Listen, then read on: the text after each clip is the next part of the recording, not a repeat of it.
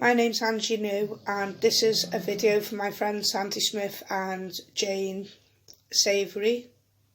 They are children they are adults now that is fighting for justice because they were children in Quarriers orphans home in Scotland. Now Anne-Marie Waters read out the report, and there's quite a few good fighters. Laura S, Mandy Maguire, they're in Scotland. Rob S, there's loads, too many, can't even mention. So anyway, the University of Glasgow has wrote a report for Quarriers. So obviously I'm going to read the report out today, what they wrote. And Nicola Sturgeon was a law graduate at this university, so she studied at the university and studied in law and And she actually has overall charge of the university as well. Her name's written all over it, yeah, all over it. So we'll get down to the actual nitty-gritty of the report now. So this report was Quarriers Homes, the 1930s to the 1990s, report for the Scottish Child Abuse Inquiry. Do a little bit of digging on Lynn Abrams, Sue Shears and Linda Fleming, because they are, it's the project team. Lynn Abrams, Professor of Modern History, School of Humanities, University of Glasgow. And then obviously there's an email attached.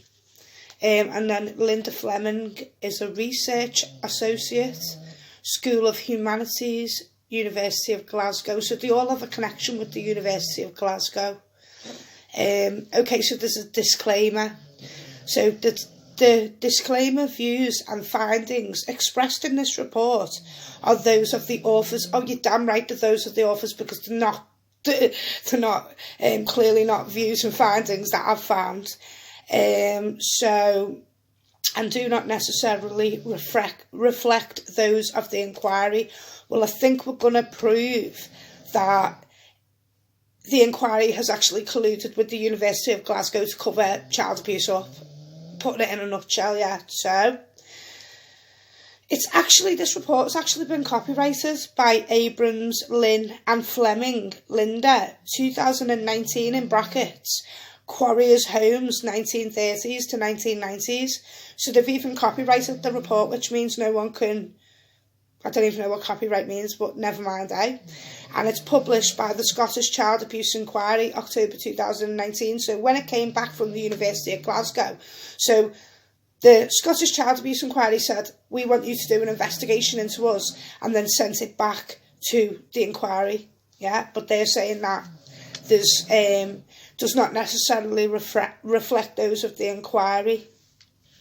Okay. So, an overview. The Scottish Child Abuse Inquiry commissioned Lynn Abrams and Linda Fleming. So already now, the Scottish Child Abuse Inquiry commissioned their own people, Lynn and Linda, yeah, to review the records. What records have they seen? Yeah, because we don't know what records they've seen, yeah. It says Aberlour, so Aberlour, and then a little comma, Quarriers Home and Bernardo's, 1930 to 1990. Research was carried out in 3 months between September and December 2018. So they researched this for 3 months. 3 months. It's impossible to research this in 3 months. It is going to take at least a year to research this in full. You know, and this is a university who's qualified, who's basically colluding with destroying a child abuse inquiry. So they were given 3 months. Records held. So the records are held by the National Records of Scotland. So we need to get into the National Records of Scotland and see what actually records they do actually hold, and whether we've got a right to actually view these records as a public citizen, because they've abused children. You know, how can they just, like, you know, we need to get into this National Records of Scotland. But anyway, records consulted. Admission forms and case files were supplied by Quarriers to the inquiry. So, where do we view these? Do we go to the National Records of Scotland and asked for them to supply the case files to us and the admission forms. And is that all that they've got, is case files and admission forms? Where's the files of the kids? Anyway, 2, executive minutes. So, minutes of the Council of Management, 1920s, and executive committee meetings, 1926 to 1986. So they're saying that they've got executive minutes from the Council of Management in the 1920s and executive committee meetings 1926 to 86. So they've got nothing onwards from 86. So annual reports 1966 to 2015. So can we see, we need to have a little look into these annual reports, and where are these annual reports, yeah? So, Quarriers' narrative of facts, Quarriers' in-house publication produced for external readership from 1929 to 1966. So obviously this must have been like some kind of newspaper, because it was a house publication, so maybe they had their own magazines, yeah? Because this, this is where they're getting all the evidence from, where they're finding the evidence, and this is all they've been produced with. They haven't been, up to now, what I've seen, they have not been produced with any allegation at all. So I don't know if this is just into the staff or something. Quarriers Miscellaneous Records, in-house newsletter, 1953 to 64. A copy of Quarriers' standard instructions in relation to discipline, some staff registers, and a variety of other in-house policy documents and reports dating from the 1980s. Well, we need to try and get into this and see what these are. Let's see if it cracks up to what it cracks up to be. Inspection reports. Reports undertaken by officials of the Scottish Office, Scottish Education Department following official inspection. Records are held by the National Records of Scotland, but written reports that recorded the observations of inspections were not shared with staff or management of the institutions. So, so someone was going in doing because I get it, because people were coming in and questioning people, and then people were telling them the truth, and then they were going back, and it was it was allowed to carry on because they did nothing, so they went back. So all these people that done these inspections, and staff and management weren't told of what was going on. No shit, Sherlock, because all the kids have been abused. Newspapers. They carried out an online search of selected newspapers. So it's getting beyond a joke. So they've got no evidence. So they're doing a research on newspapers. It's just shocking. This is a child abuse inquiry. In order to identify advertisements seeking staff recruitment, and in respect of the activities of this organisation. This search was not comprehensive, given constraints on time, and was restricted to those newspapers digested and searchable via online portal, the British Newspaper Archive. So, this university has only been allowed to search on the British Newspaper Archive. Sorry, I'll say that again. So, they can only digest the newspapers that are searchable via online portal, the British Newspaper Archive. Well, I don't see Sandy's newspaper article in here, do you? And he was in the Scottish Gazette, So why can they, they have to limit themselves to one British Newspaper Archive, portal, the British Newspaper Archive, don't know which one it is. But it's a bit funny how it's a portal, and they're talking about these portals, and especially when it's connected to the children.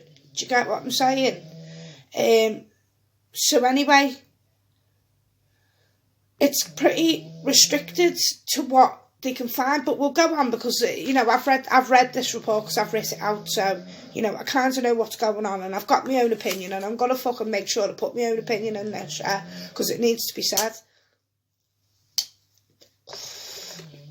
exactly how it is. So before I go any further with the report, I've just got to explain the point that Sandy is trying to prosecute the Scottish Government, who is Nicola Sturgeon. Now, Nicola Sturgeon has produced a report into Quarriers' homes, and Nicola Sturgeon was a part of the University of Glasgow and is the boss of the University of Glasgow. So I'm just going to read you this little thing out, yeah? There's Nicola Sturgeon and the University of Glasgow. I will be attaching it to this video, by the way, in the comment section and the top. I was terrified because I was in this new environment, surrounded by people that back then I thought were much cleverer than I was. So probably from my first day to the first Christmas holiday, I was not sure it was the place for me. But then from onwards, it is a place that I remember with an enormous amount of fondness. What I learnt there, both academically and in wider sense, did so much to equip me for everything that has happened since in my life. Nicola Sturgeon, First Minister of Scotland, University of Glasgow, LLB, 1992. So she was there from 1992, and now she was a part of the Scottish Government, and now they're covering up the inquiry. So that's what it says. I will be putting that at the bottom of the document. The University of Glasgow and the inquiry met or corresponded with gatekeepers. Now, we've all heard about the gatekeepers, haven't we? The ones that stopped the inquiry and stopped the evidence from going forward, to stop their shit getting out that they're abusing children, and they have been abusing children for centuries, and it's still going on today because no one can get to the children. No one can see if the children are safe because they've got everything covered by the fucking data protection and blah, blah, blah, blah, blah, blah, blah. Yeah, so we all know what the gatekeepers are. So they're saying that, you know, basically they're both separate and blah, blah, blah. But they've both met, yeah. The University of Glasgow and the inquiry met or corresponded with gatekeepers to ensure they understood the remit of the research and the report, and to satisfy their concerns about confidentiality. So already now, before we've even started the inquiry, they've both met, and they've both said, right, basically, you understand this, you shut your fucking mouth. This is the fucking evidence you're allowed, you're not allowed no more evidence, this is the evidence you're allowed, and you fucking make your fucking, you base your decision of your report on this, yeah. This is basically what they've done. And they've gone, okay, the University of Glasgow. And then they've produced this fucking bullshit report, yeah, because I have read a little bit of it. So we're going to come here from the heart, from the truth, yeah, about what's going on, because these bastards need exposing. Glasgow University is apparently a public research university founded by Papa Bull. Now, if anybody doesn't know who Papa Bull is, he's one of the first kings. And so basically this is going back way into 1451. Now this is where the Sister QV trust funds were set up and stuff like that. So this is the fourth oldest university in the English speaking world and one of Scotland's four ancient universities, along with the University of Edinburgh, Aberdeen and St Andrews. The university was part of the Scottish Enlightenment during the 18th century.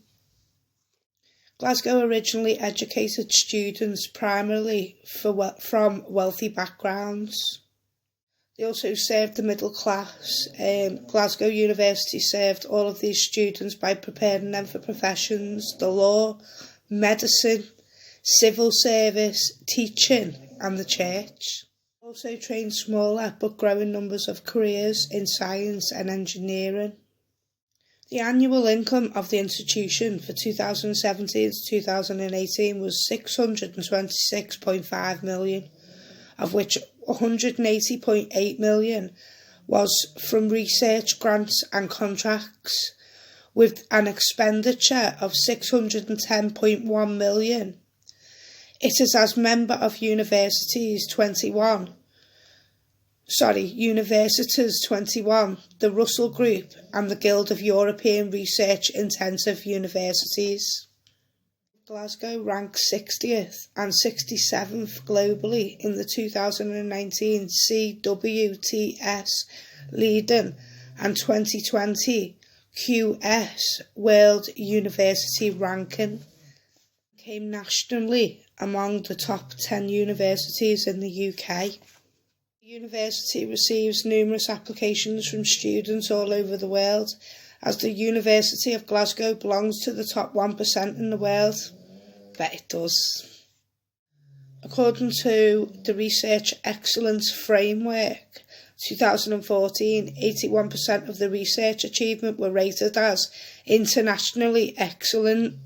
Well, I'd kind of rate this report as absolutely outstandingly corrupt. The university began in the chapter house of Glasgow Cathedral, subsequently moving to nearby Rotten Row in a building known as the Old Pedology. The university was given 13 acres, 5.3 ha of land belonging to the Blackfriars Dominicans on High Street by Mary Queen of Scots in 1563. Its main campus has been at Gilmore Hill in the city's West End. Additionally, a number of university buildings are located elsewhere, such as the Veterinary School in Bearsden and the Critchin campus in Dumfries. Alumni or former staff of the university include James Wilson, a founding father of the United States, philosopher Francis Hutchinson, engineer James Watt, philosopher and economist Adam Smith, Lord Kelvin, PHYSICIST,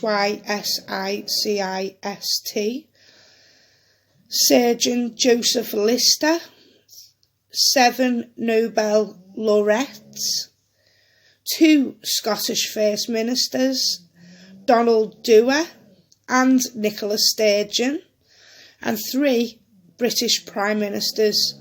Now, I can't get who these British Prime Ministers are, so this is the alumni or former staff of the university. Now, Nicola Sturgeon's name is all over it.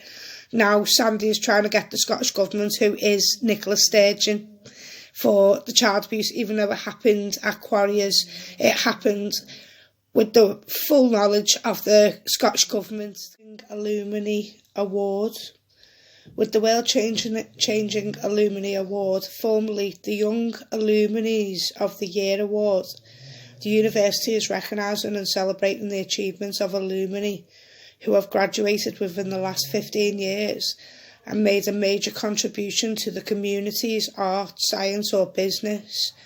The award was established in 2001 as part of the university's 550th anniversary celebrations and is given out once per year. The trophy was donated by the Old Boys of Alan Glen's School. Alumni members: Andrew Neil, Lord Lister,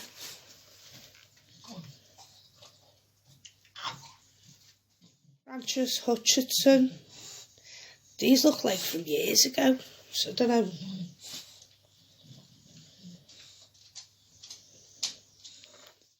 Thomas Reid,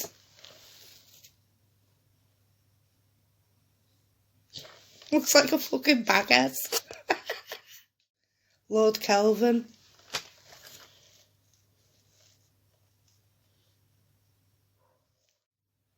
Joseph Black,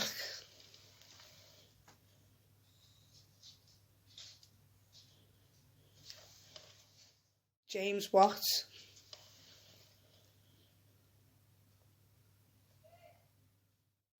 William Elphinstone,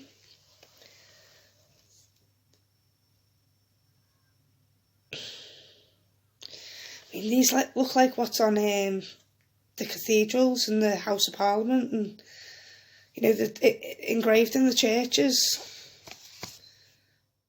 Okay, so this looks quite a recent picture. Sir Menzies Campbell,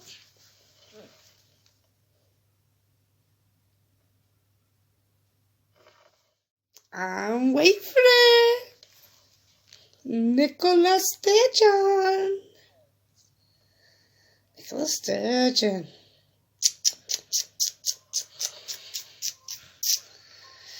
So, Nicola Sturgeon is an alumni member of the Glasgow University who's told the university that she's an alumni member to shut your mouth and don't say nothing. So many disguised figures have taught, worked and studied at the University of Glasgow, including 7 Nobel laureates and 3 Prime Ministers: William Lamb, 2nd Viscount Melbourne, Sir Henry Campbell, Bannerman and Bonner.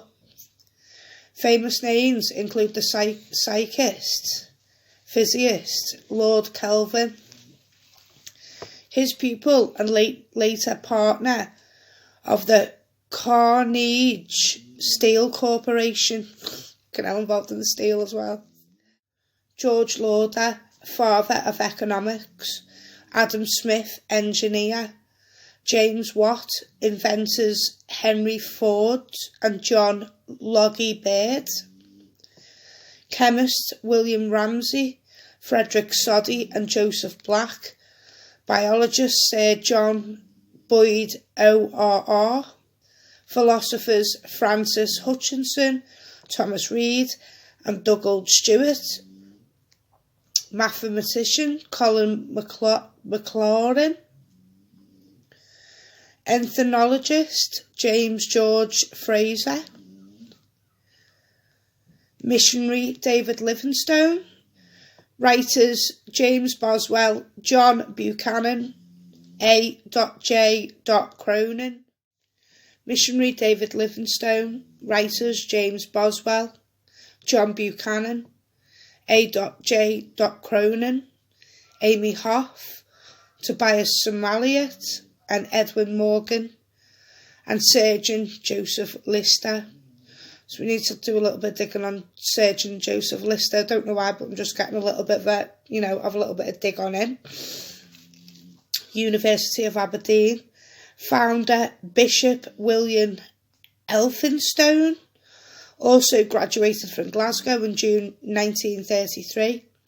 Albert Einstein gave the first Gisborne lecture on his general theory of relativity.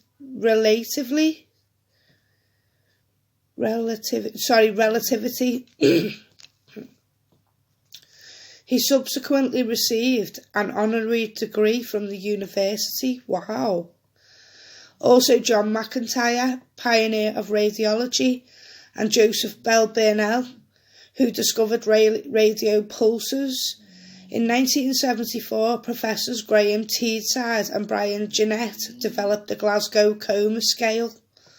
That's what that is.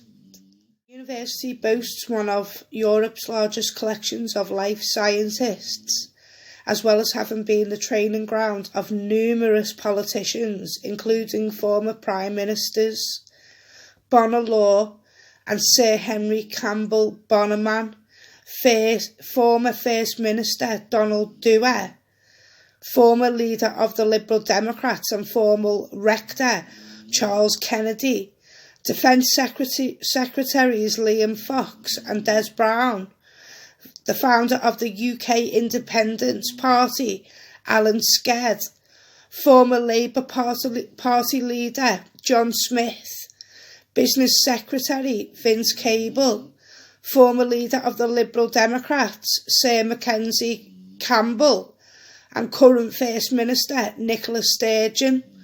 Other notable alumni include banker Fred Goodwin, actor Gerald Butler, Rangers and Scottish footballer Neil Murray, actor, writer, television and radio broadcaster Colin Lamont, aka Scotty McClue,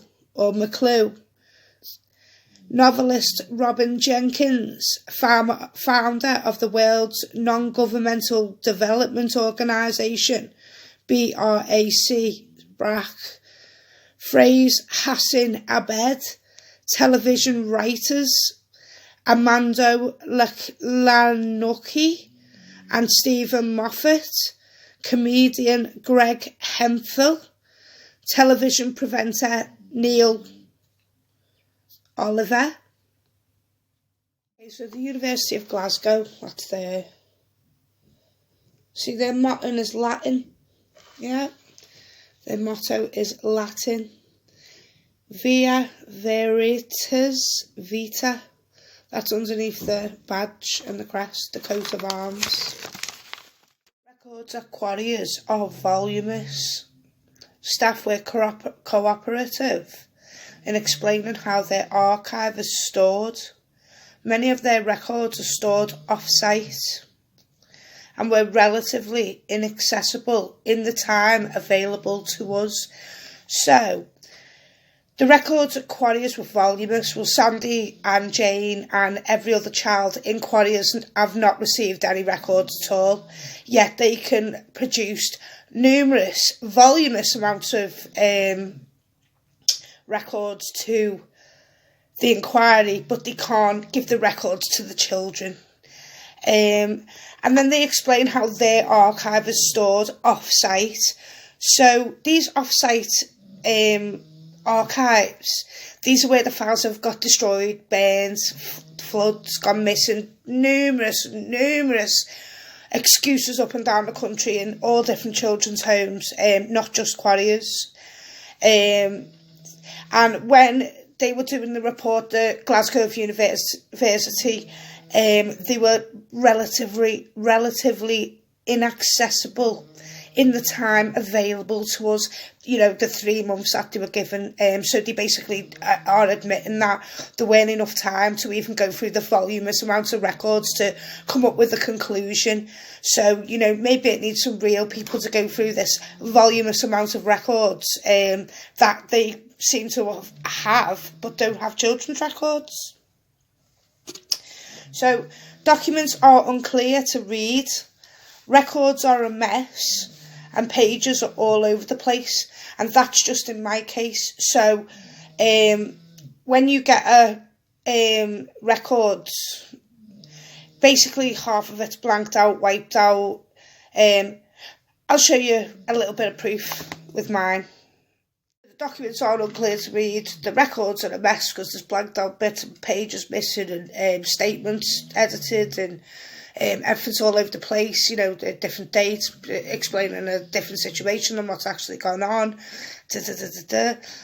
So they admit they could not consult all records that may exist and was difficult to identify from the records available whether a system or process existed.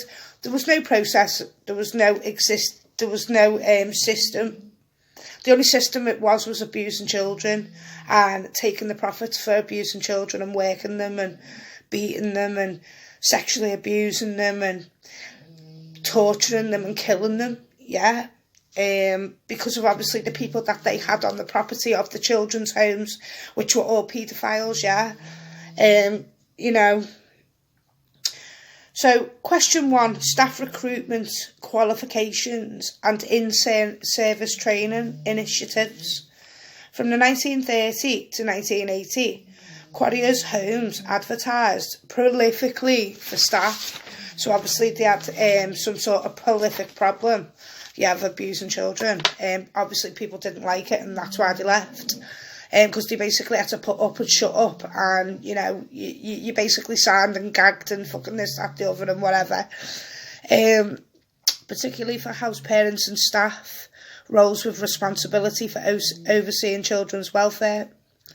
At the start of this time frame, the Orphan Homes of Scotland, as Quarriers Village, was made up of several departments. The cottage homes during the 1930s to 1950s. There were 43 cottages, a nursery for preschool children, the consumption sanatoria for adults and children established in 1894 and made up of 3 pavilions. Employment in these transferred to the National Health Service in 1948. So if we're looking for why we can't take our abusers to court, maybe it's because the National Health Service took over in 1948. Maybe there's some kind of connection there.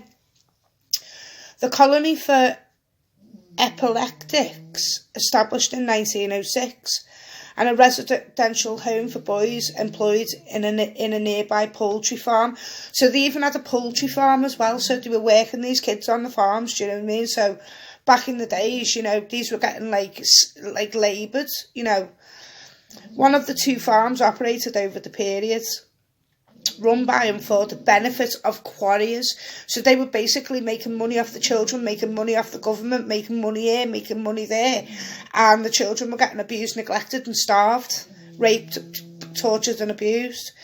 The village also maintained its own hospital where Jayne got her fingers chopped off, yeah.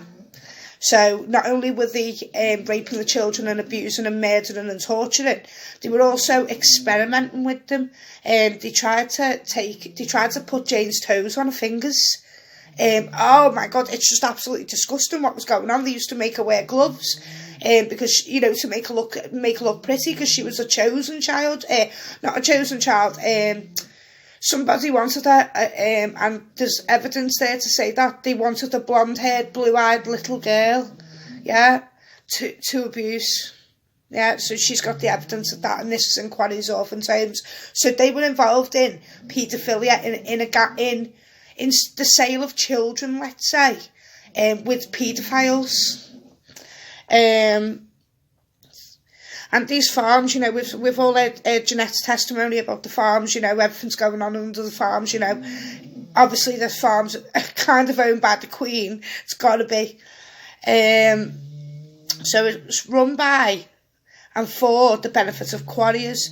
The village, but, you know, Quarriers never ever done the work. It was always the children, you know. The village also maintained its own hospital. Yeah, that's a thing about. And the hospital was called Elsie, which I think is a little bit mad. Who's Elsie? Because I've got a few little Elsies around, and, you know, Elsie for children who required medical and nursing care, and had its own school managed by Renfrewshire Council in 1930. There was 855 pupils, infant, junior and senior, and 20 in a special class.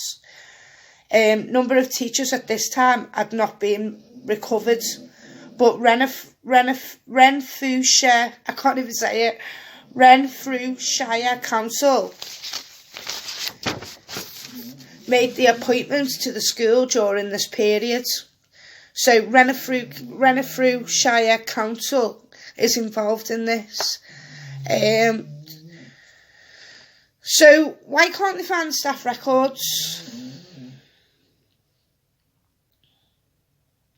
These personnel were therefore employed by the local authority, although Quarriers was involved in their selection, and some, if not most teachers, lived within the village in staff accommodations owned by Quarriers. So it was kind of like a little village where they were all involved with each other. Here's another one. I mean, you know, what the fuck? Yeah? So, obviously, they don't want you to see things, so they blank it all out in big, massive black. It's absolutely disgusting. Like this Wirral Council, yeah? See where that's blanked out? Yeah? So that is the professional's name who signed the document, yeah? Only it's blanked out.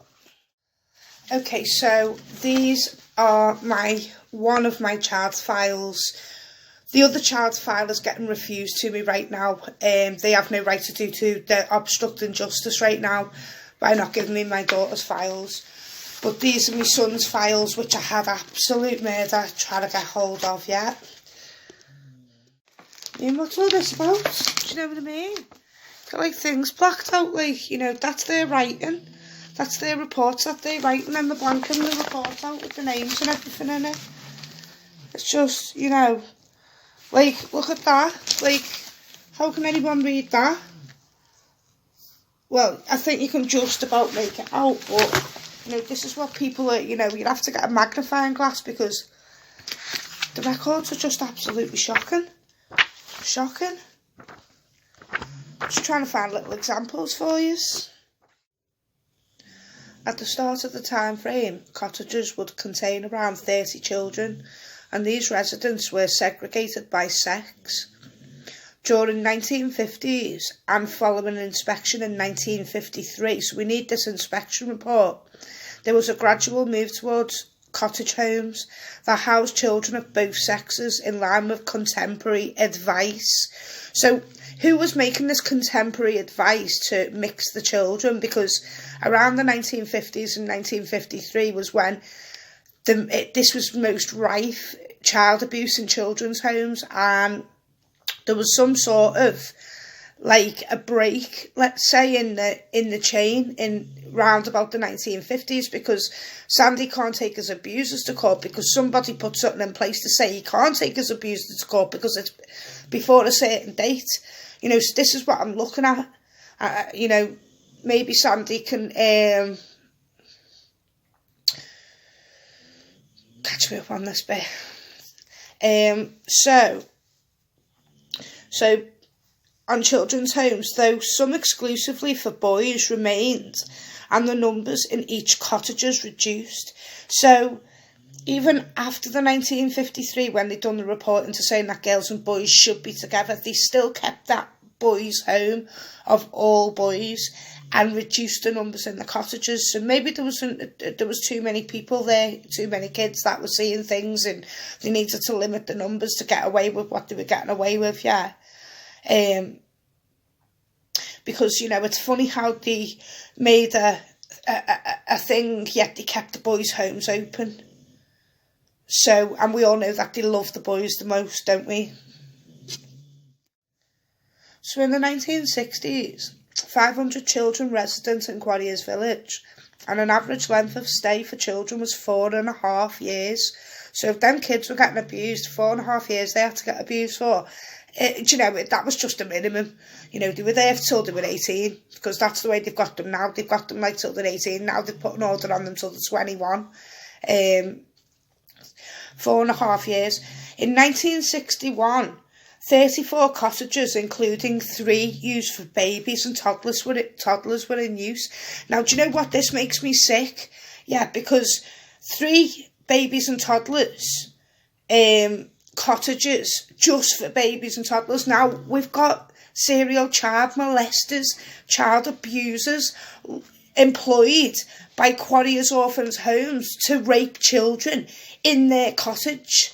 Yeah, it's just shocking how they've been able to open. You know, how has anybody not done anything about this? Who are these people? Why are these people so powerful that nobody can do anything? Because these are babies.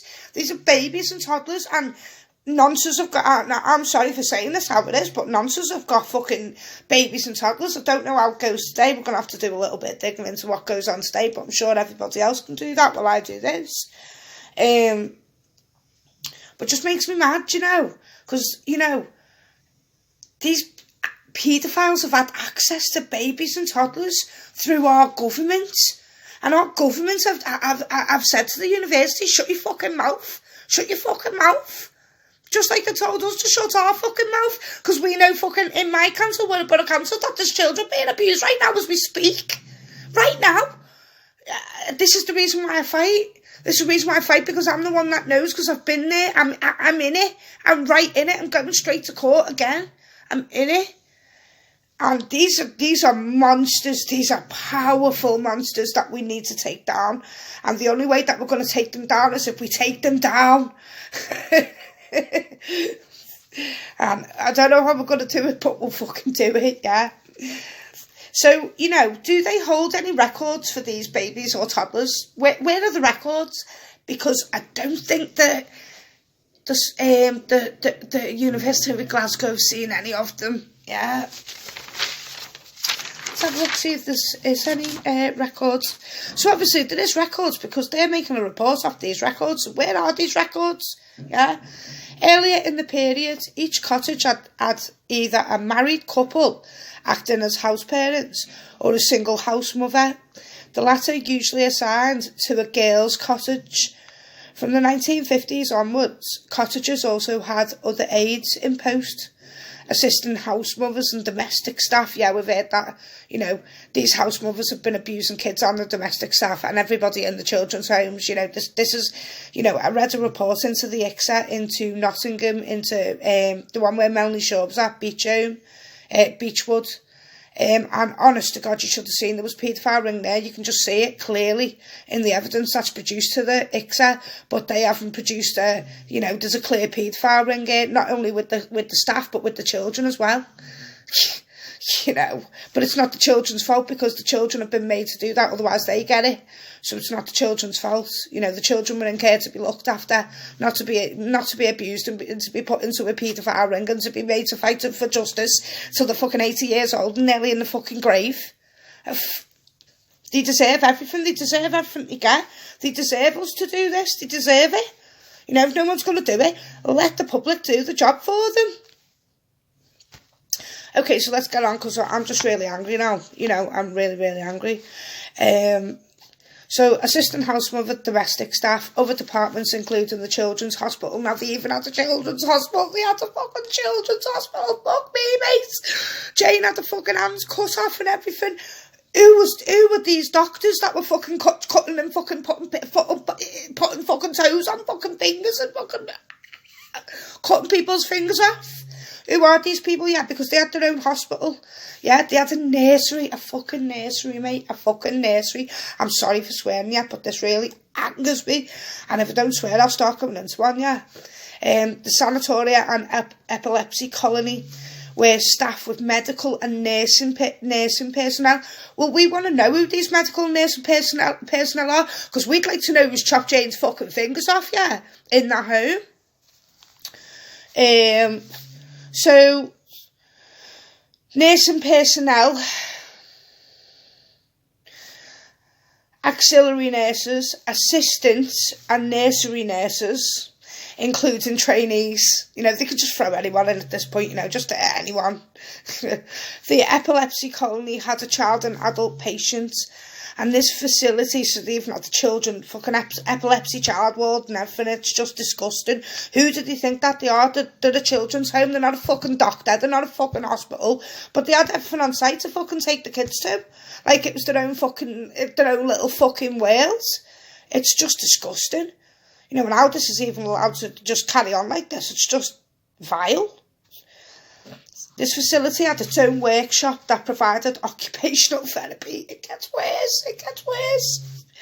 For the shifting population of adult residents. Oh my God, for adult residents. So they had occupational therapy, probably for the abuse that they suffered in the children's homes, where they were going mad and then they were going, yeah, we'll just give you some fucking occupational therapy. I don't even know what occupational therapy is, but, you know, this is just clearly on the lines of how fucking mentally ill these people are.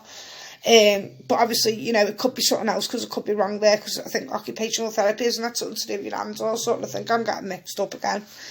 My brain's like a bloody sponge. For a shifting population of adult residents and employed supervisors and instructors to oversee the manufacturing done by the patients. Oh my God. So let me just read that back again, because I did stall a little bit. This facility had its own workshop that provided occupational therapy for a shifting population of adult residents and employed supervisors and instructors to oversee the manufacturing done by the patients. Oh, Jesus Christ, I don't know what the fucking hell that's all about. With a large site, the institution needed its own gardeners, farm workers, drivers, porters, storekeepers, laundry workers and tradesmen, such as electricians and joiners. Do you know, the farm, they had the kids working on it. The gardens, they had the kids working on it. They didn't have any kids driving, but I wouldn't put it past them to stick a fucking kid on the knee and let go, yeah, I'll drive. Porters, yeah, they probably had them all running round after them. Storekeepers, yeah, they probably had them fucking doing that as well, lugging loads of shit round. And laundry workers definitely had them in the laundry, because the girls used to go in the laundry. And the tradesman, yeah, as soon as they get to like the age of 15, then they get taken on the trade. And and then they train them in electrician or joinery or building or, you know, something stupid like that. For married couples placed in charge of boys' cottages. And from the 1950s, see, this rings a bell, this, because these boys' cottages were, like, meant to be gone. So then they were putting married couples in charge of the boys in the cottages, yeah, from the 1950s. Mid-sex cottages. Husbands took on other such employment positions in addition to their duties as heads of cottage. Household wives had full-time care of resident children, so they were like a dad kind of thing that used to go out to work, so they had their own job, plus they had so obviously this is where, like, you know, my council boss worker in Wirral Council, Phil Davies, yeah, he had about 10 jobs. He was governor of a Masonic school with a children's swimming pool, where the Freemasons is at the back of them. He's abused all the children, and well, he hasn't abused them. Well, I don't even know if he's abused them or not. I don't know what the fuck's going on, but loads of kids have come, and he's the boss to me. So loads of kids come to me to say that children have been, that they're being abused, yeah. So he's the boss, and then he got sacked because there's a hidden grooming gang in Wirral, and then he was made to either step down or be sacked. So he stepped down and then left it for a year, and then just about a couple of months ago decides to pop up again out the blue. I want to be Merseyside Police's crime commissioner to destroy all the records and possibly to destroy my children's records, because it's logged with Merseyside Police about the abuse and that they've done nothing about it, yeah, with Wirral Council. So, you know, this is why I fight. And then obviously I've met Sandy through this, and obviously I've been a really good friend, like, for a long time now, you know. And him and Jayne deserve everything. They deserve it. You know, after this disgusting, there's some disgusting people in this world, you know, just disgusting. They make me sick. They make me sick how they can just go along with this shit, yeah. Anyway, so they're just money, aren't they, really? In addition to the main village near Bridgeway, the institution ran a city home in Glasgow. This closed in 1938 when Quarriers purchased a large villa in Dumbreck, a suburb south of the River Clyde. Do you know, I've put these in because, you know, we need to start checking out these little things that they've got, like this little villa that they've bought in Dumbreck.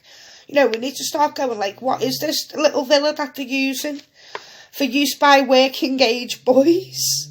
Oh my God, so whatever this is, it's for use by working age boys. It also operated as a reception place for children ahead of their transfer to Bridgeway, so it's kind of like a holding, like I forgot what they're called. I forgot what it's called, but it's like a holding bit before they go into a care home. Both the city home and new villa, called Overbridge, staffed with house parents, their assistants and domestic workers, then purchased another villa in 1944, catering for girls. So they just kept on going around purchasing a villa, putting a boys' hostel in, catering another villa, putting in a girls' one, known as Earnscliffe. This was not a residential establishment, but operated as a welfare centre for young women who left Quarriers to take up employment in and around Glasgow. And it had facilities for overnight stays for girls coming from further afield to visit the city. Oh my God, so is this off Jeffrey Epstein? You know, because, you know, this just sounds like Jeffrey Epstein to me, like alarm bells, like ding, ding, ding, ding. Why would, you know, let's go back a little bit. This was not a residential establishment, but operated as a welfare centre for young women who left Quarriers to take up employment in and around Glasgow. And it had facilities for overnight stays for girls coming from further afield to visit the city. Okay. So that doesn't sound very good, does it? Some evidence that has been reviewed suggests that Quarriers made use of children to perform work that might otherwise have been done by employed staff. You know, shit, Sherlock, no shit. And do you know what? These poor kids have been saying this for fucking years. And, you know, and they still haven't admitted it. They still haven't done anything. Yet they've produced a report like this. Fucking absolute scumbags. A not uncommon practice among childcare providers, including at Arbala Orphanage, where children left school. They were expected to do some form of work within the village until formal employment was found. So kind of like a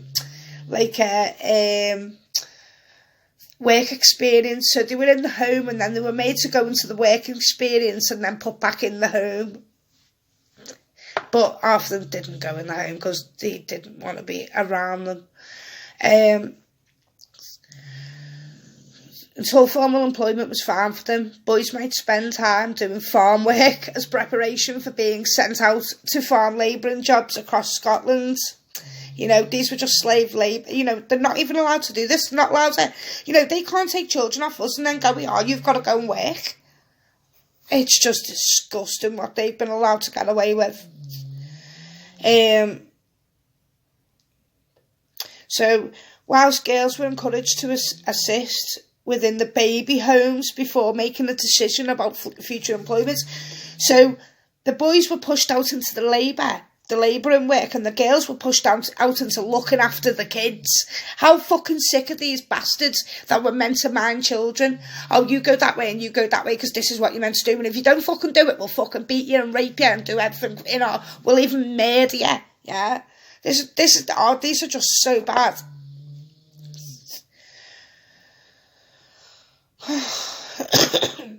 Until at least, you know, if these two numpties can make a presumption, then so can I. So I'm just presuming that this happened, yeah, on what I'm seeing.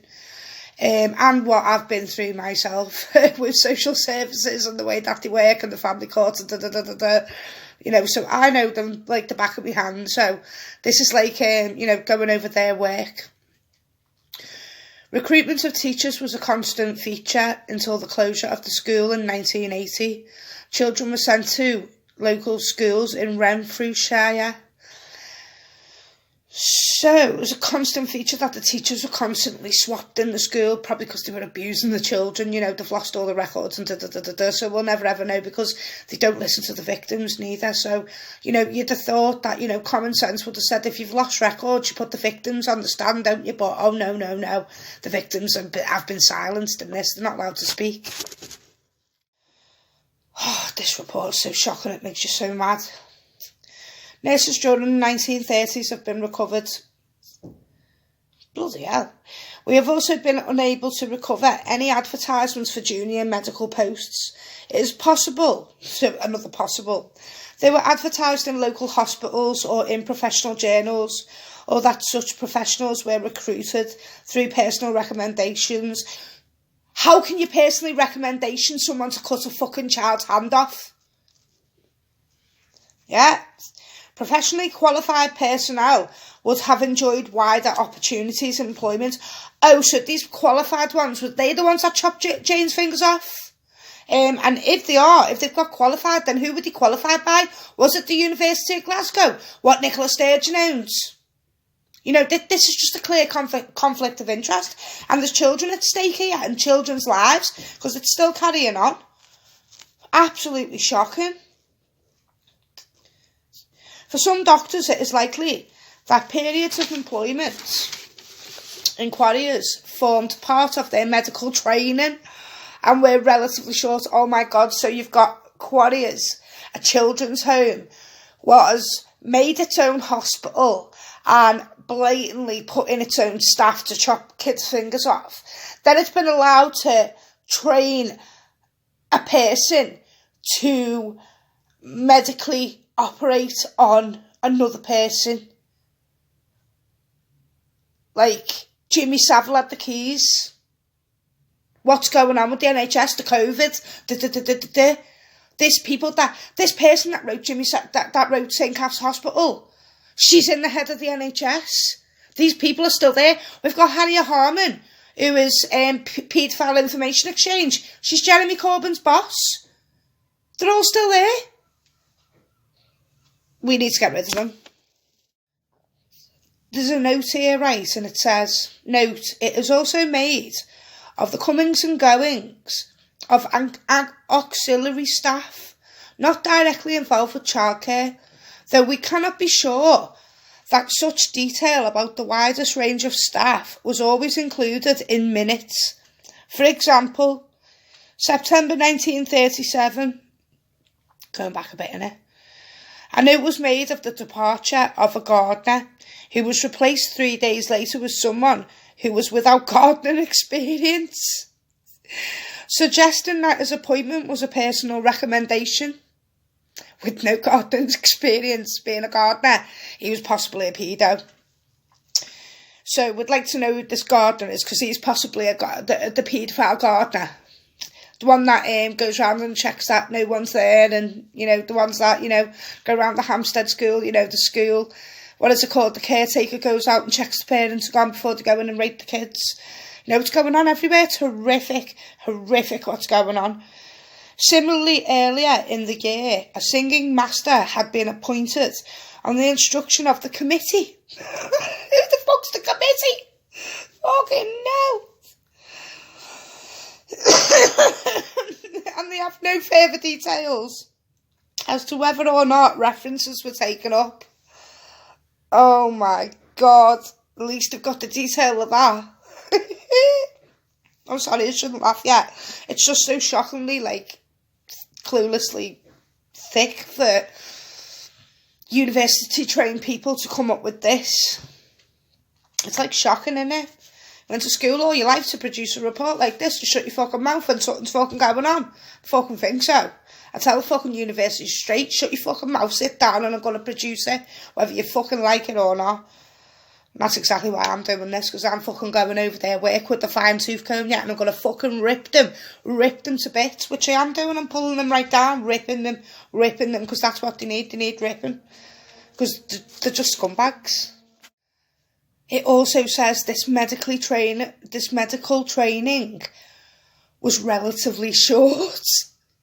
So even when they were training them, they weren't training them for that long to do anything. So was this where? Nah, this is just not right. And there appears to have been a brisker turnover of medical and nursing staff. Bet there was taking kids' fingers off. Nursing positions became vacant regularly. No advertisements for juniors. So basically, they've done a search on the National Archives. So if they find no advertisements for medical staff, then that obviously is their best friends in the paedophile ring. So we need to find out who these medical staff. 1, they fucking chopped someone's fingers off, yeah. 2, they tried to chop the fucking toes off and put them on the fingers after they chopped the fucking toes off. Do you know, and not to mention all the other medical neglect. They had their own hospital in there. What the fuck were they doing to the children? They were taking the fucking children. They were fucking raping them and killing them. You know, this is the fucking, you know, this is not some bullshit story that someone's just made up. This is an actual government fucking Scottish inquiry that I'm pulling out of, that I'm reading. I'm getting to the bottom of it, because I don't like them.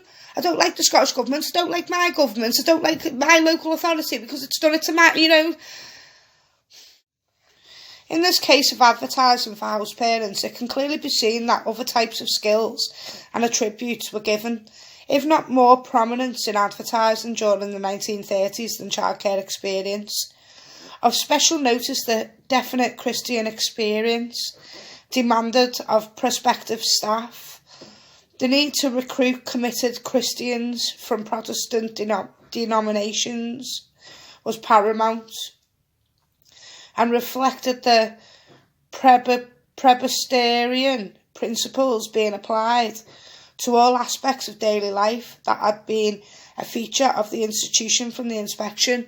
Well, Sandy turned round and said while this fellow was beating him and raping him, he was making him say the Bible.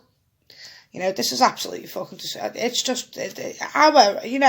how this actual report has not listened to the voices of like, Sandy and that, and then came up with a conclusion with the evidence that they think they've got.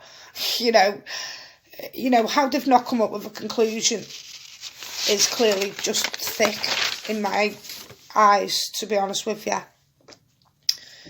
Other record minutes of meetings of the Executive Committee available to the inquiry. Over the period of 1936 to 1940, so that's only 4 years, house parents do not leave with great regularity.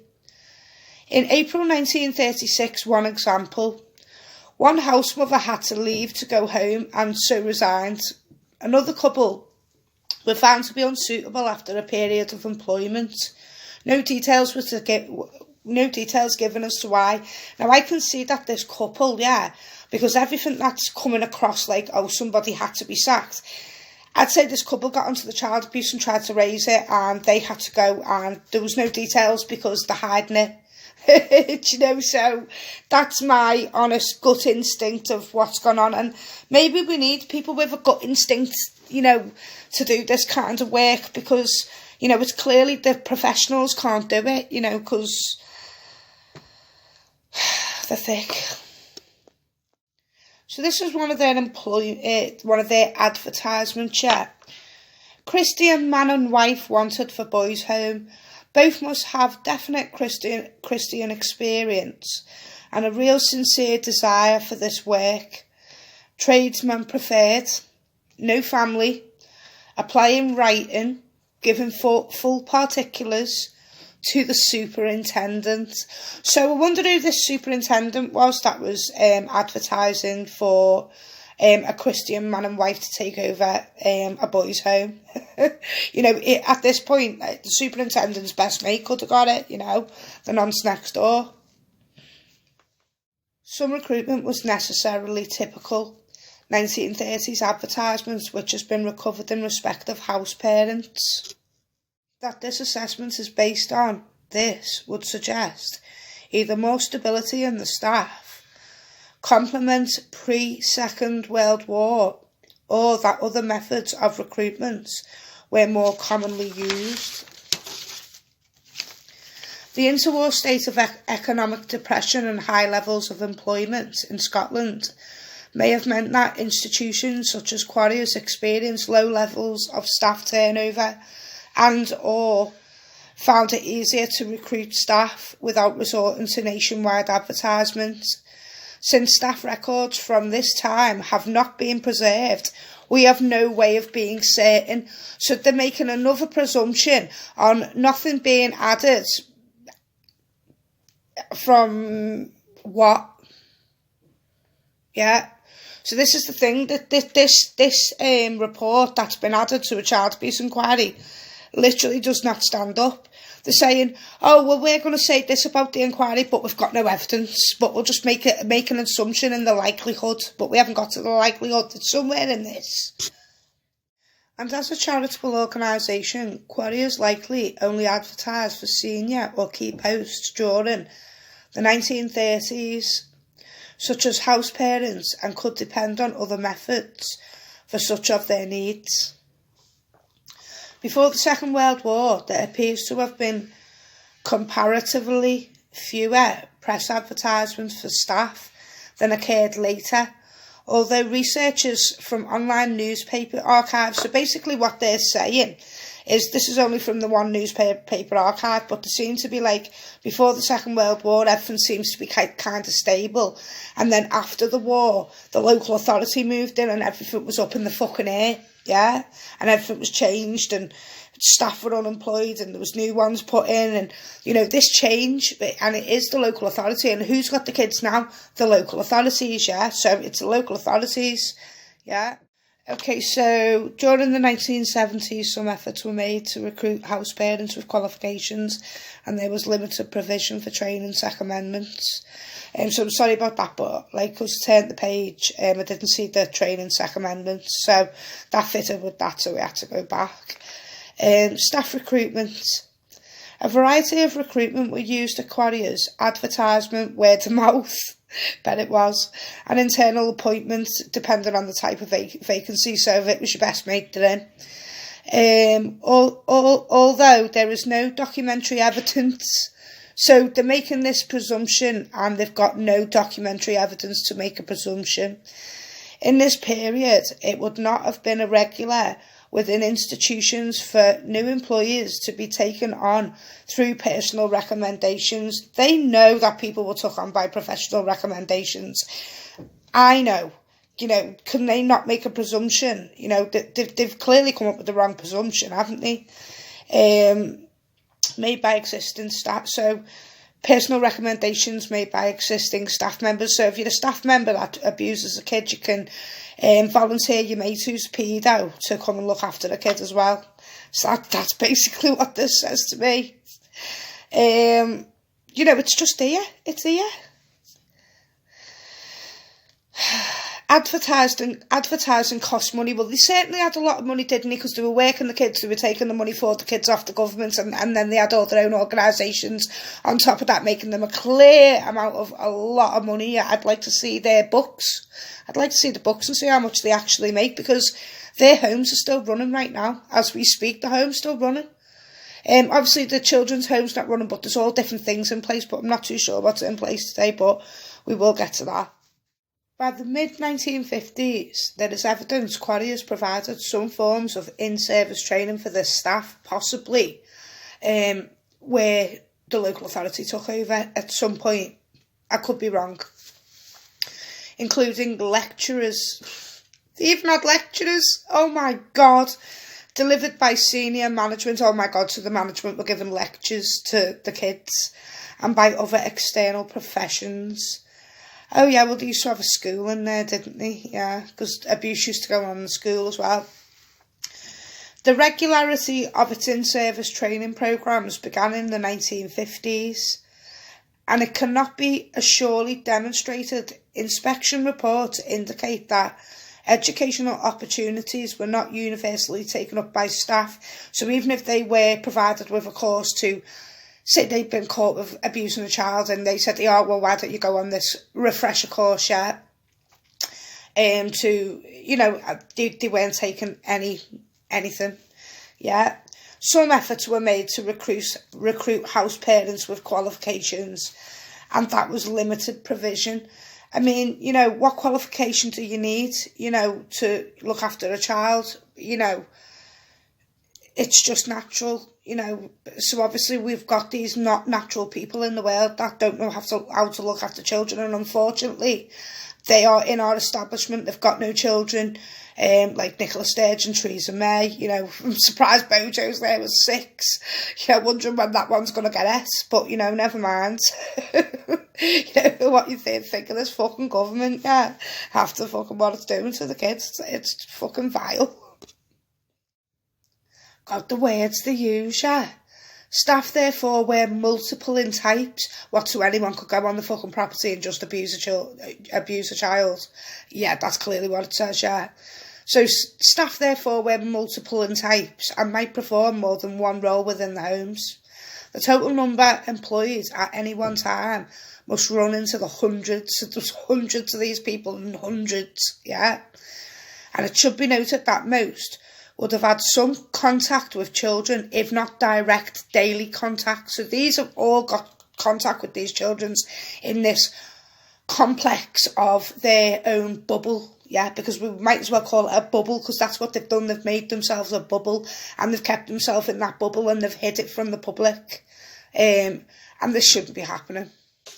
This pattern continued until the late 1970s, when child population fell progressively within the village, and many staff were either relocated to other services, then provided by Quarriers, intermediate care services for adults with learning disabilities, residential care for the elderly, and respite care for the physically and mentally disabled, adults and children, or they were made redundant. So this was clearly kind of some kind of takeover that it took the local authority 10 years to get all the staff out and to replace them by them.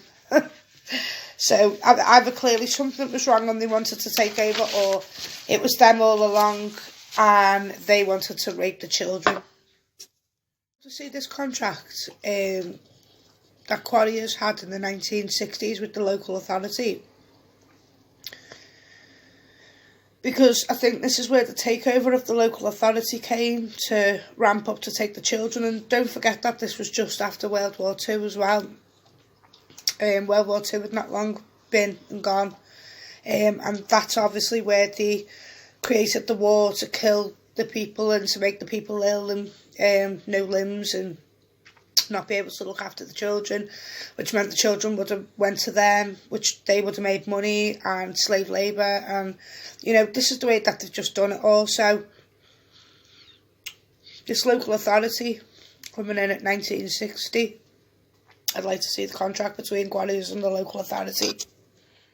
1960s, Quarriers also employed professional staff, including an educational psychologist and a number of social workers, and it increasingly began to take more children referred by local authorities. So this was around the 1960s, yeah, so this is when it was completely rife with abuse and the local authorities took over. So I think there was some paedophiles, because if we take it to Shirley Oaks Children's Home, who's just won 100 million because they've got a document that says that the Home Office has employed chief superintendents of children's homes that are paedophiles and that are abused children.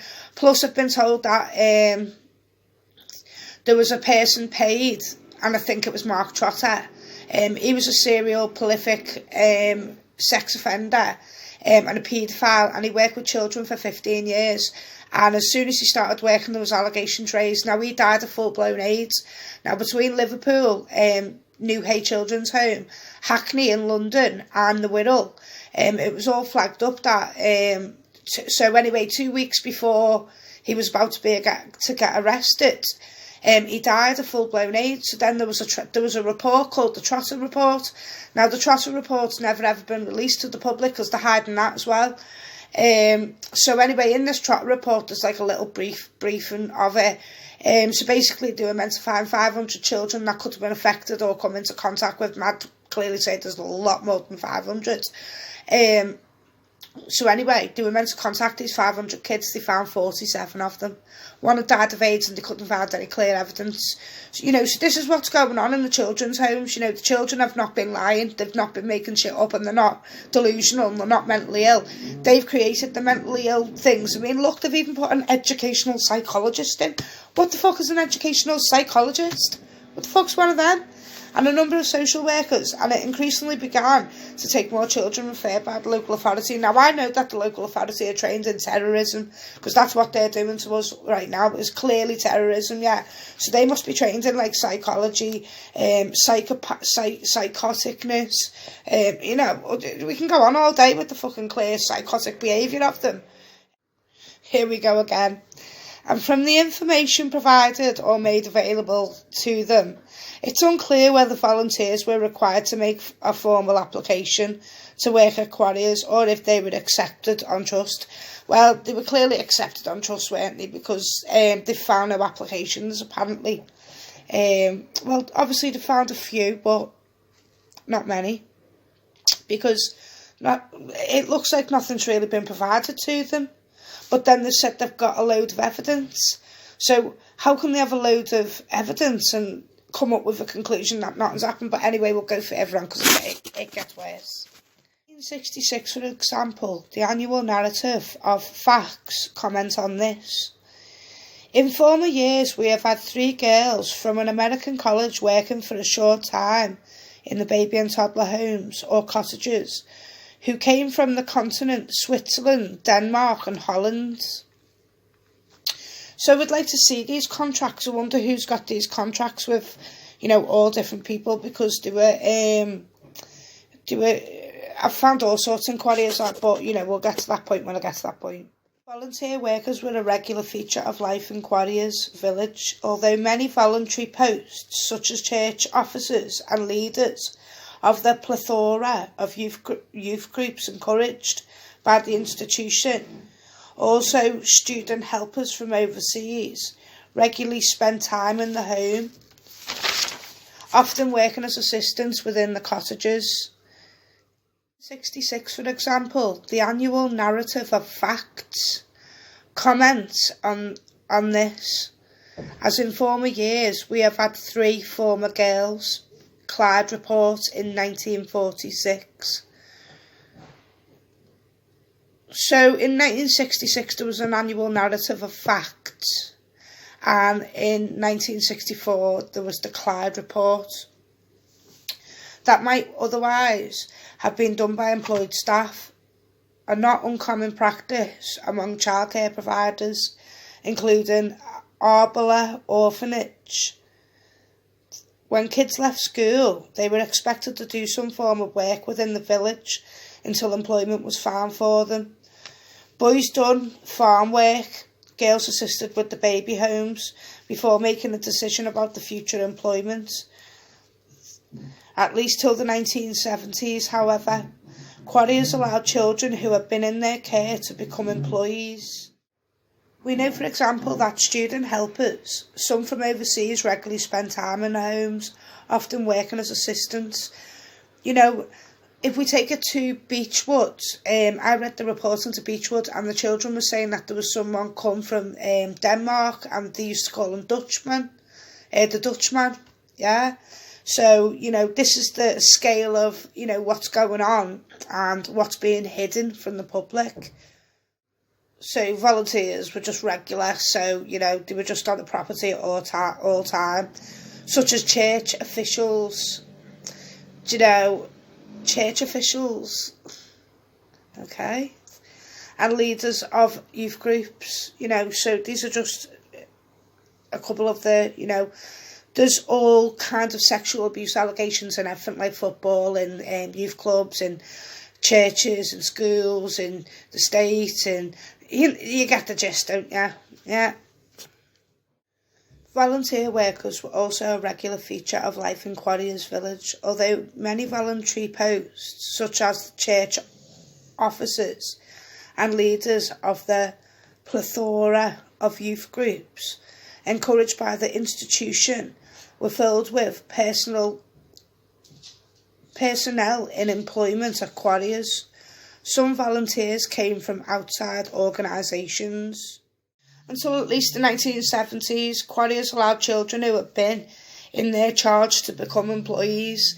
So even Quarriers employed other children of the home. So, do you know, this is just like a grooming. It's just like a grooming process, innit? You take the kids, you rape them, you fucking give them a fucking job and say, yeah, blah, blah, here's some sweets. Yeah, like pedos do. And then, you know, bribe them and, you know, come back and work. I wonder how many employees they actually had as children, because some of the children in the homes were paedophiles. And I'm not being, you know, not saying, do you know, I don't know, I haven't seen the report into Sandy's, but I'm talking about a different inquiry. I'm talking about Melanie Shaw's beach home. I'm telling you 100% now that there was a paedophile gang within the staff and within the children, because the children, the paedophiles at the top used to make the other kids do things to each other, and if they didn't do it, then they'd get beat up or they'd get raped, or you know, they had consequences, so they had to do it because they were in that situation, because they were crying out to everyone and going, help, help, help, I need help, I'm getting raped here, I'm getting raped here, and everyone was like, you're lying, you're fucking lying, you're fucking crazy, you're crazy. They're a fucking child. They were screaming for help, screaming. Half them kids are dead. I know that Jimmy Savile went there, yeah. I know Jimmy Savile went there 100%, yeah. There was some evidence that was destroyed by the police. I won't go into too much of it, but there was some evidence that was destroyed on purpose by the police, yeah. I don't know how much of this I can say, so I'm just going to shut my mouth on this one. If I can say anything else, I will. But there obviously is something there, yeah, that I can't really say until I've had permission. So, because I'm not doing it for that, I'm doing it for justice for Sandy and Jane, yeah. But I do know our Jim Bob was there. So, volunteer workers were also a regular feature of life in Quarriers. But do you know what? Why doesn't someone say, do you know what, I'm just going to stop here, yeah, and I'm going to say it, yeah, because, you know, it deserves to be said The police have destroyed evidence that somebody gave them that Jimmy Savile murdered the kid. Yeah, they had one copy. It got removed from YouTube and it got removed in evidence, so I've said it. There you go. The police have covered up Jimmy Savile murdering a kid in Scotland. There you go, said it. Not asked. I'll fucking take a bullet for everyone. All the kids, all the survivors. I'm going to take a bullet for you all. Yeah, I've just said it. There you go. Volunteer workers were also a regular feature of life in Quarriers village. You know, I'm sorry, I can't concentrate on this because I've just said that, right? But you know what? These people are getting away with it because everyone's afraid to speak, yeah. And, you know, people are afraid to speak because they can, you know, they can be jailed and they can be killed and they can be murdered and they can be prosecuted. And, you know, there is fear there by, you know, these paedophiles that are coming in and attacking us because that's what they're doing and attacking, yeah, because we're getting somewhere and they want to hide it. So they are literally attacking. So, you know, I'm not doing this because... You know, I'm doing this because this needs to be said, yeah, and justice needs to be served. And this Jimmy Savile has obviously gone into, you know, I've looked into my Arrow Park, St. Catherine's Hospital, where he raped a child on my hospital. And the person that's produced a report on Jimmy Savile in St. Catherine's Hospital in Wirral, she's actually the head of the NHS right now. So I don't even know how she stands because it's the same thing in that one. They had no evidence. They had no evidence to produce a report. Same as when we get through this, you'll see how much they didn't have evidence to produce this report. Yeah. So it's exactly the same in that situation. And then they've come up with a conclusion in the likelihood that this has happened, because in the likelihood it could have happened, you know, it's crystal ball. You know, that's what they're like. So, you know, and, you know, so it's not only in Quarriers. Jimmy Savile's been there, he's been here, he's been there, he's been there, he's been there, he's been in hospitals, shagging dead bodies, giving people fucking maggots up the fanny and all that lot, you know what I mean? STDs, it's all classified and everything under the World Health Organisation. You can actually catch a sexually transmitted disease from sleeping with dead bodies, which Jimmy Savile used to do, yeah, and it's maggots hanging up your fanny, yeah. But anyway, when you go into it to do research, yeah, it's classified under the World Health Organisation. This makes me sick. Yeah, it's classified under the World Health Organisation, but when you start going into stories, yeah, and you read the stories, like, the woman went to I read a story once where a woman went to a doctor's and then she was a bit itchy down there. She went to the doctor's. Next thing, she had police with guns at her. She was like, wow, what's going on? You know what I mean? And the doctor's got guns, police and guns and everything. Who have you been sleeping with? Who have you been sleeping with? Like, that's the only way she told who she'd been sleeping with, because obviously she had guns in her head. So then they went back and it was her partner owns a mortuary and he'd been sleeping with dead bodies, and that's how, and then they said there was maggots up her fanny. Oh my God. So you know, not only are they fucking, you know, this is just, it's just, it's like, what the fuck? It's like so experimental, and they've had all the doctors and all the places to do it. They own everything.